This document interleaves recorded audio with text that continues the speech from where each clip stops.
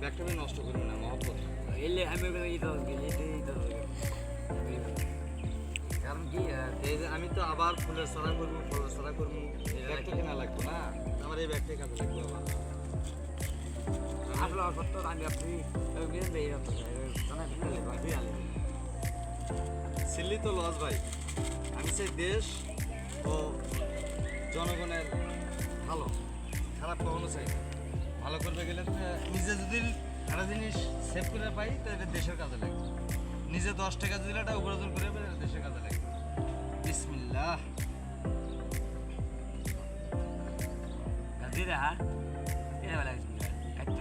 পাকা করে দিছি। পাকা করে দেওয়ার কারণটা হচ্ছে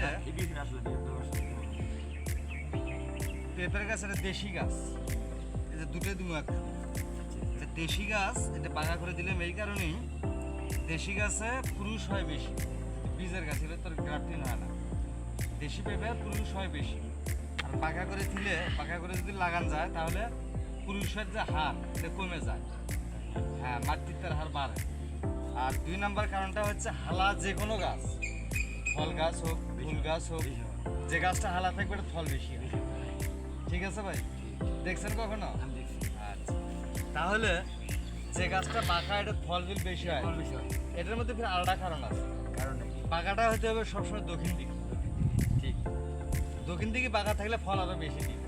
হাওয়া মানে দক্ষিণ দিয়ে সূর্যটা পূর্ব দিক থেকে উঠে আস্তে আস্তে আস্তে আস্তে দক্ষিণ দিয়ে ঘুরে কিন্তু পশ্চিমে ঢোকে, সোজা কিন্তু মাথার মধ্যে যায় না। আপনি দেখছেন কখনো? হ্যাঁ, এই জন্য এই বাঘ করে দিয়েছে খালি তাই ভাই। এই যে দেখেন, আউট নলেজ থেকে করতে হবে।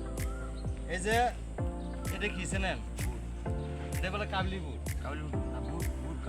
হ্যাঁ হ্যাঁ, এই যে মালটা গাছ দিছি না, 12 মাসি মালটা কিন্তু দেখছেন, এই যে ফুল ফল আরো পারা হয়েছে 12 মাসি ফুল ধরে ভাই, শুধু আছে খানো ফুল হয় প্রচুর ধরে, কিন্তু আমরা যত্ন নিতে পারি না।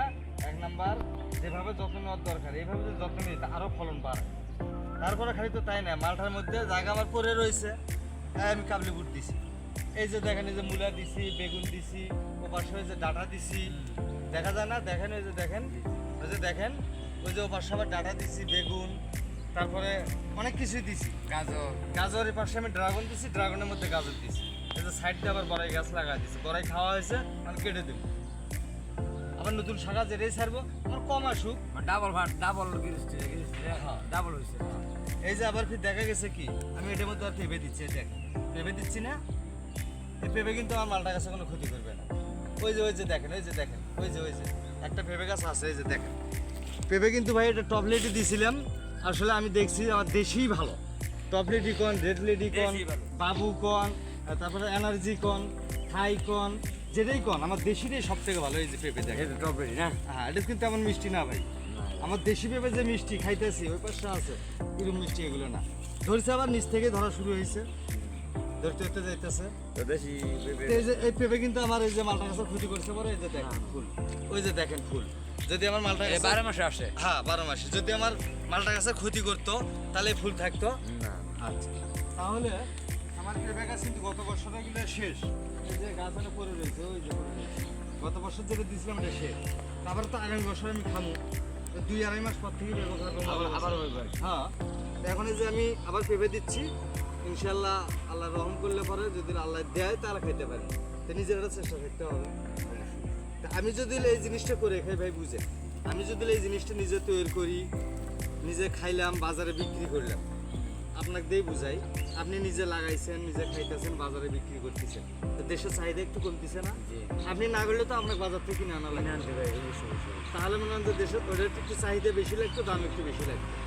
আমি যদি 10 কেজি নিয়ে যাই, আপনি যদি 10 কেজি নিয়ে যান, তাহলে কিন্তু একটু দাম কম থাকে। আমরা আমাদের অলসতার কারণে এই গাছে দিয়েছেন সার না গোবর? হ্যাঁ সার তো একটু দিছি, সার মধ্যে আমি দিছি এখানে গোবর সারটা একটু বেশি করে দিছি, তার মধ্যে দিছি টিএসপি। যাতে বেরো কত নিতে বেরো দেশি গাছ তো 2.5-3 মাস 4 মাস পর আল্লাহর রহমতে খাওয়া যাবে আশা করা যায়, 4 মাস 5 মাস পর থেকে খাওয়া যায়। ভাই এটা আসল কথা হলো, এখন আপনি তো জানেন এখানে আমি চাকরি করি, দেখ চাকরি করলেও আমাদের এখানে হক আছে কিনা জানি না, মালিক এসে দেয়, আমরা খাইতে পারি। বেগুন কি বেগুন এটা? এটা বেগুন এটা বোধহয় বাড়ি 12 12 মাসে আসে নাকি?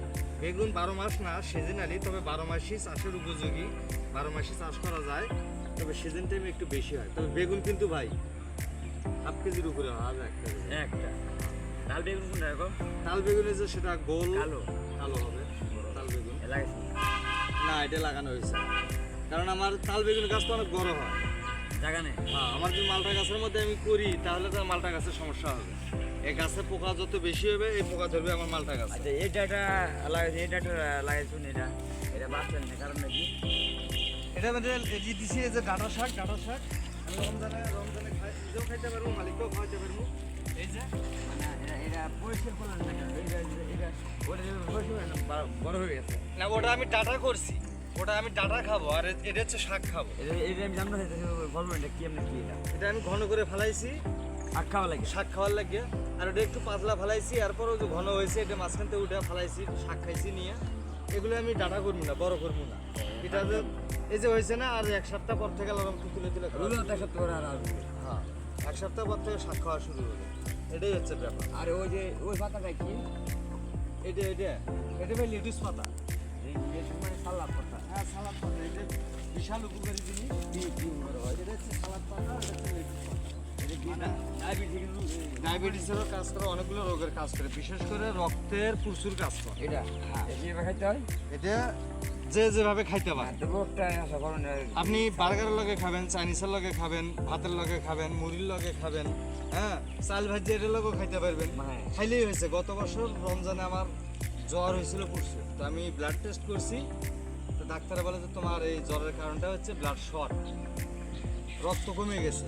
এই রক্ত হ্যাঁ, তা মালিকে এখন বলতেছে আমারে যে মিজান তোমার রক্ত কমে গেছে, তুমি লেটুস করো সারা বছর, লেটুসের পাতা খাও। তাই না? হ্যাঁ, কয় তোমার রক্ত পূরণ হওয়া যাবে। আপনি খেলেন নাকি? খাইছি তো। নাকি উপর আছি? হ্যাঁ, উপকার হয়। এটা কি ওটা লেটুস। তো ভাই আজ এই পর্যন্তই, ভালো থাকবেন, সুস্থ থাকবেন, আসসালামু আলাইকুম।